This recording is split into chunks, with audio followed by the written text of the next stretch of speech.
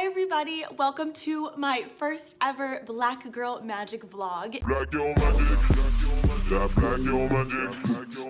In this vlog series, I am going to be critically analyzing and reviewing the way that Black girls are portrayed in science fiction and fantasy. I'm going to be looking at backlist titles and new releases. I started this series because there are so many fantastic science fiction fantasy books coming out by Black authors featuring Black protagonists, which I absolutely love, but it's also important to analyze these books and to look at how Black people are being portrayed and represented, to look at the world building, the writing, the creativity, all of these wonderful things. And I really wanted to be able to put out some own voices reviews because I myself am Black. I am so excited, and this vlog starts right when I got back from BookNet Fest. I was home for a little bit and then I flew off to New York. If you kind of want some continuity, make sure to watch my BookNet Fest vlog because this vlog begins right at the end of that one.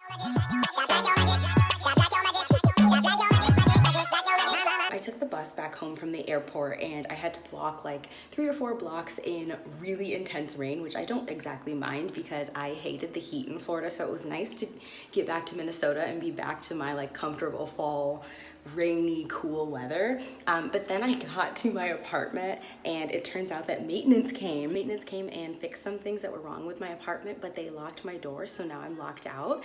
When I'm out of town, I usually leave my door unlocked because my building is very secure and I know everybody on my floor, and I leave my door unlocked so that I don't have to carry my keys with me and risk losing them. But now I'm locked out, so I had to call emergency maintenance and have them come and open my door, and I'm hoping that they don't charge me the $150 fee because I left my door unlocked and then maintenance locked it, so technically I shouldn't have to pay the fee, but we'll see. Anyway, I'm on page 105 of Kingdom of Souls. I'm absolutely loving this book. As you can see, I have tabbed it to hell. It is amazing. I'm gonna give you guys more details on it when I can get inside and get settled and tell you like all my thoughts so far.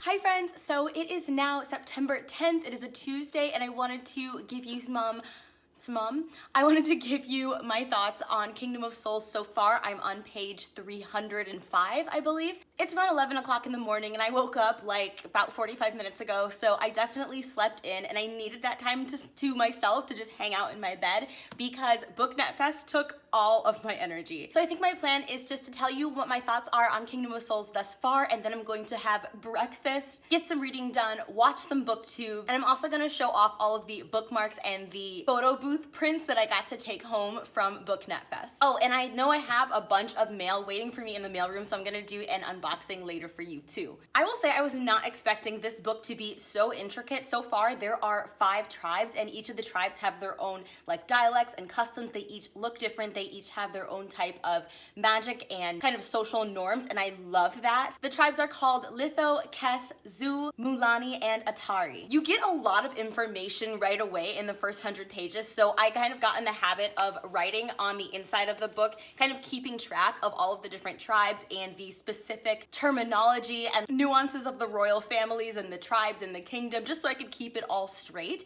So far, my favorite tribe is the Zu tribe because they are described as the masters of written magic. They are heavily tattooed and they wear crowns of antler horns. So amazing. But I love that our main character, Ara, is bicultural. She comes from a mother who's of the Mulani tribe, where the women are pretty light-skinned, they are curvy of body and have looser curls, and then she's also the descendant of her father, who's of tribe Atiri, where they are known to be very tall and lean. They have high cheekbones and they have this habit of bowing with 2 fingers to their forehead, and I think that that is so cool. Like, I just love all of the different culture and nuance in this book. And I love that the tribes, even though they're all Black, like they're all African, they have different skin colors and facial features, and I feel like that was done very intentionally by the authors as a way to kind of subtly comment on the fact that Black and African folks can have different skin colors and eye colors and different features, that there is a lot of diversity in the African diaspora. So I'm really enjoying seeing the representation of how a group within one culture can be ethnically diverse. I like that Ara is very fierce and independent, and she kind of aspires to be so much like her parents, but she doesn't have any magic unlike them. And for me, that is very symbolic of Black girls feeling like they don't have any magic or place in society. Like, she lives in the society where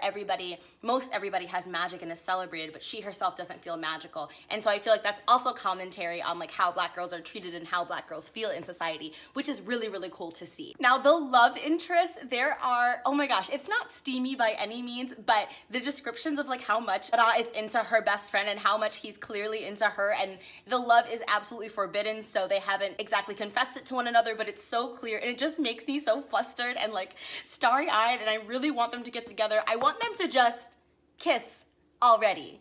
Just kiss already. But I actually have a hard crush on Ra's best friend, who is from the Zoo tribe. There is some nice casual queerness. There is a female-female couple, and it's just really casual. It's not made a big deal. It's just a part of the story. There's no homophobia, and I absolutely love that. I also like the cultural differences between the kingdom and the tribes peoples. Like, the kingdom celebrates and honors the Orishas, and the tribes people honor Heka, who is known as like the one god. So thus far, a lot of the Orishas were killed many, many moons ago in a war with the Demon King, but I do like how the ones that are remaining, I think there's 14 Orishas left on the world. Every now and again, you'll have a chapter that is narrated by an Orisha. Let's see if I can find one. This one, the Orisha of the Sun, Remek, is narrating for about a page or two and giving his perspective on things and with the state of the world and the universe. And I think that that is so cool. It's a way to introduce them into the story and help the reader get to know them. And also at this point in the story, they are becoming a bigger part of the narrative, which I'm really liking, because gods having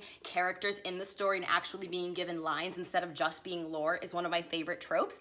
And speaking of tropes, I'm loving all of the platonic male-female friendships. I'm loving that Ara is very close with her father. Her father is her nurturing figure instead of her mother, while her mother is like the cold, distant one. So I like seeing that stereotype of the nurturing mother being turned on its head. I'm really enjoying that. And also, even though her mother is very early on introduced as an antagonist in the story, I like that her mother's character has nuance. I have been so critical of YA fantasies lately because I've been reading a lot of YA fantasies where the antagonists or even the villains just have no nuance. They're either all evil or all good, and I love that nice moral gray middle ground, so I'm really liking that part of the story. And the last thing I'm going to say before I go and make myself some food because I am so hungry is that there is some not only like really heavy elements of like psychological terror and horror, but also I think that there's a lot of symbolism for sexual assault. There's absolutely no sexual assault on the page at all, but there's talk about how magic can be used to invade somebody's mind and to impose somebody else's will over another. And then there's talk about how very prominent figures in the kingdom, very prominent trusted male figures that are celebrated and looked up to, have secretly been invading the minds of young girls. And I feel like that is direct commentary on like the Me Too movement and how we don't believe like female victims of sexual assault. And a lot of the reason that we like to not believe them is because we're like, oh, well, the man accused is so beloved. He couldn't possibly do something like that. So I think that you can definitely read this from the surface, but there's so many themes and like commentary that is applicable to our social worlds, and I do not think that any of that is a coincidence. The only thing that I'm not liking, and you can tell if I don't like something because there will be an orange tab, the only thing that I don't like about the story so far is on page 49, it says, "My mother is the definition of beauty. Her ebony hair flows down her back in loose curls." And this rubs me the wrong way because as Black folks, y'all know that colorism is real. Y'all know that we have been hyping light skin, loose curly hair in our Black communities for so many years. In our communities, y'all know that like the lightest is seen as the prettiest and the best. So it kind of makes me sad to see that even in this African fantasy, we have a line about how this very light skin, loose curly haired woman is the definition of beauty. That rubbed me the wrong way. We can still talk about Ara's mother being beautiful and gorgeous, and we can still celebrate that kind of beauty without calling it the definition of beauty. That being said, ever since that line that was on page 49, there have been so many descriptions of dark skin, like kinky curly hair, coily haired people as beautiful. So again, maybe I'm reading too much into it, but I did say in my announcement video that I'm going to be reading these books very critically in order to examine the way that Blackness and beauty is represented. So that is one thing that I noticed. It's not a big thing. It's not like I'm going to take a star rating off or anything, but I did want to bring it up.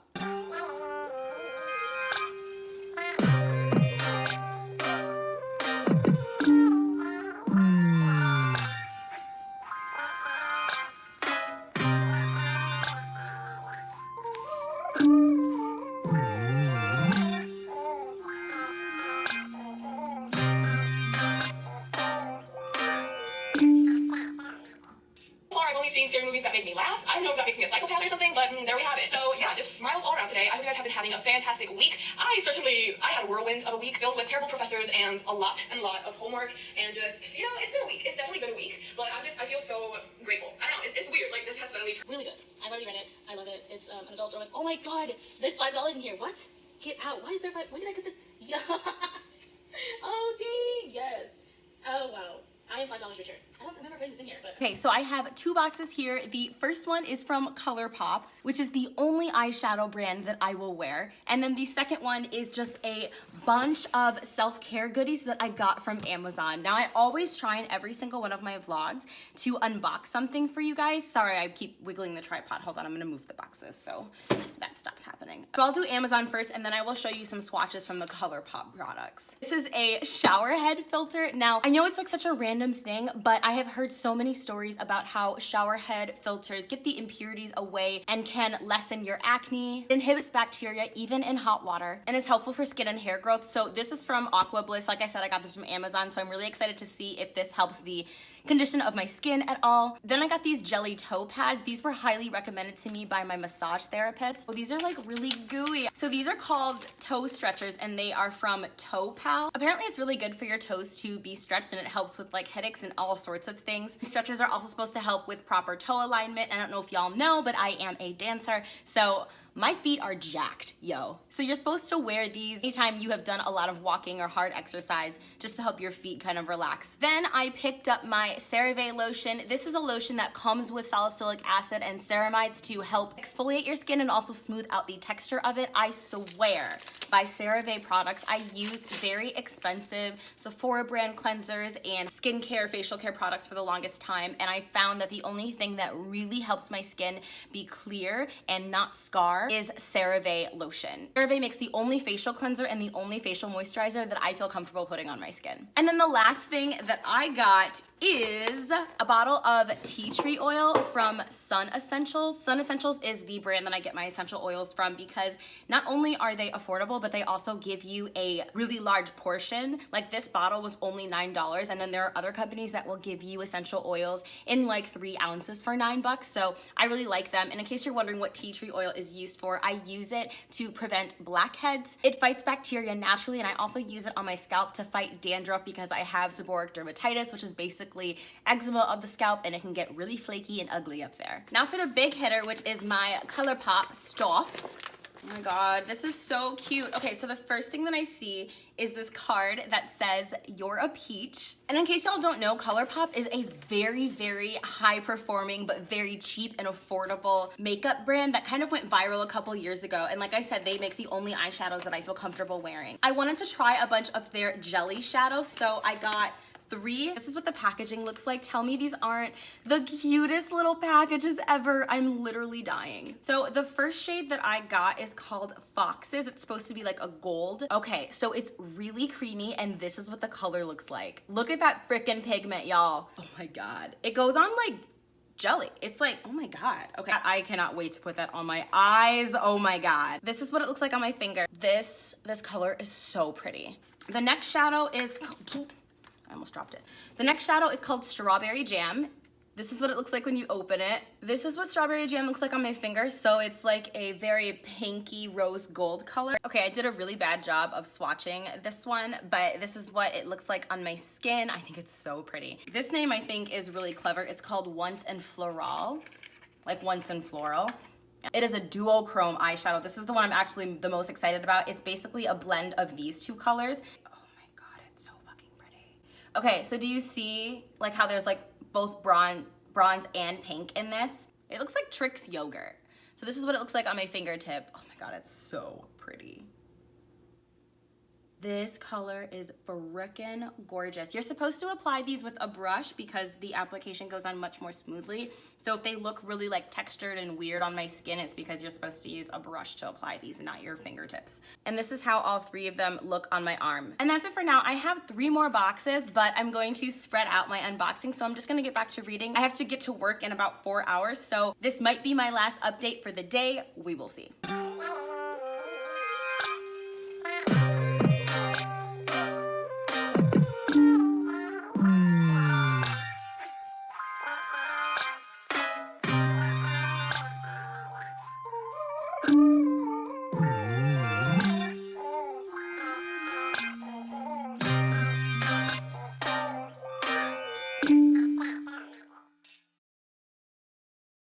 Okay, so as you can see, I am in New York City and I wanted to give you guys a reading update. I left Kingdom of Souls back home. I literally only have like 10 pages left of that book, but I wanted to take 2 more books on my journey, so I brought Slay and Daughters of Nri, and I started Slay on the plane.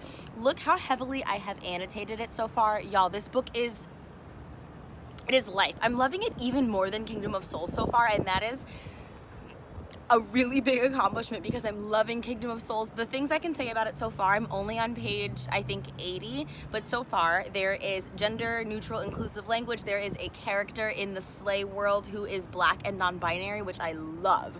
Love that so much. This book is such a celebration of Black culture and vernacular. There's been so many really nuanced and fantastic conversations.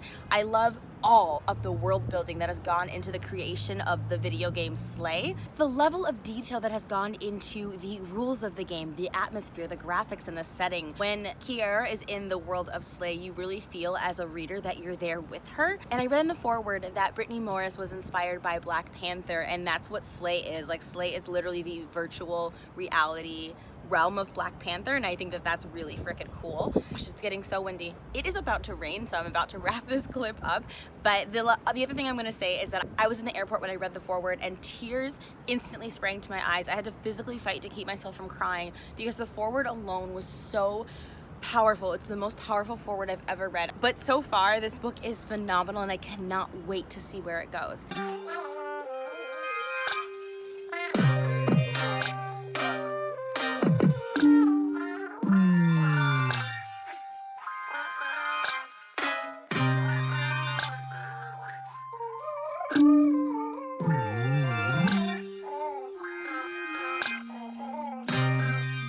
Love Kingdom of Souls for all of the reasons I've already stated, and this book recently got picked up by Michael B. Jordan's production company and made into a movie, so I cannot wait for that to come out. My criticisms for this book are that there was the introduction of a major character, a character who's very, very central to the story, and that introduction felt very, very rushed. I had a lot of issues with how this character was introduced. I can't even tell you like the name or who this character is without spoiling it. I just would have liked to see that character's introduction be a little bit slower. I felt like that character was introduced and then suddenly the book was all about them. They were such a major plot point in the story, and because of that, it kind of felt really unbelievable that they were introduced and then all of a sudden the book was totally about them. I also wanted just a little bit more flourish from the writing. Writing kind of oscillates between being very hands-off and allowing the reader to really imagine everything for themselves, with also giving some really pretty poetic descriptions at times, and I just wanted a little bit more of that poeticism. Now,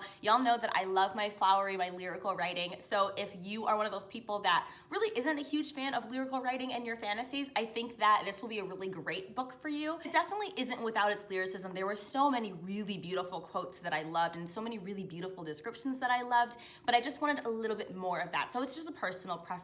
Overall, I'm gonna give this book 4.25 out of 5 stars, and I think that the next books are going to be rated much higher by me because I'm already gonna be familiar with the writing style, and this major character is already going to be introduced. So I think the things that I disliked in this book aren't going to bother me so much moving forward, but I highly, highly, highly recommend, and I enjoyed the crap out of it. And as y'all saw, I finished Slay on the plane home to Minneapolis, and y'all, if you only ever buy one book that I encouraged you to buy, please let it be this one.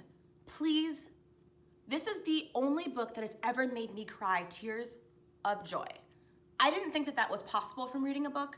My eyes were just welling up with tears. I had just these fat, ugly tears strolling down my face at their leisure because this book, God, this book is everything to me. I've been raving about it on my Bookstagram. I messaged the author, Brittany Morris, and had to tell her how much that this book means to me. This book is literally a love letter to Black girls and Black culture. It is absolutely clear that Brittany Morris wrote this book for Black girls, and it is a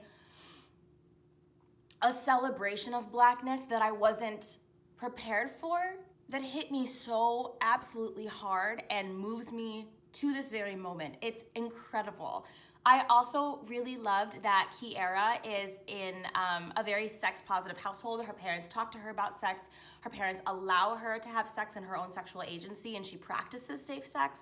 And I think that that was really, really special because so often a lot of like young adult, like under the age of 18, never talk about sex in their books. And so for like young adults who are sexually active or who began to be sexually active at a younger age, it can be really alienating to read young adult books where, you know, sex is just not discussed at all. So I really, really appreciated that. I loved Kiara's family, the representation of Kiara's family. They are definitely like middle class. Her parents are both very career driven, and that was really refreshing and nice to see because so many times when we have representation for a black girl, her whole family is just trash and in poverty. And so it was really nice to see a black family unit that had it together and fostered open conversations. And I really, really loved everything about this book. I don't have any criticisms at all for it. So many conversations in this book representing different opinions that black people can hold about various issues, like whether or not white people can have dreadlocks.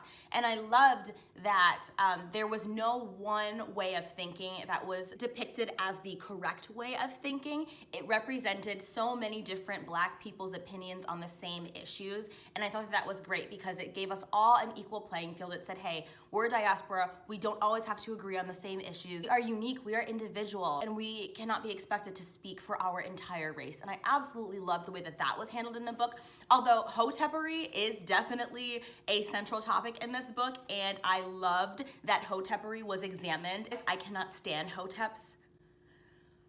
Y'all, I cannot stand hoteps. And so I absolutely loved that first of all, that the word hotep appeared in a young adult fiction book. And second of all, that hotepery was examined and unpacked in a young adult sci-fi book. That was really, really awesome and incredibly well done. There's this line in the book where Kiara is sitting down with an affluent black lawyer, and the lawyer thanks Kiara for creating the virtual reality world of Slay.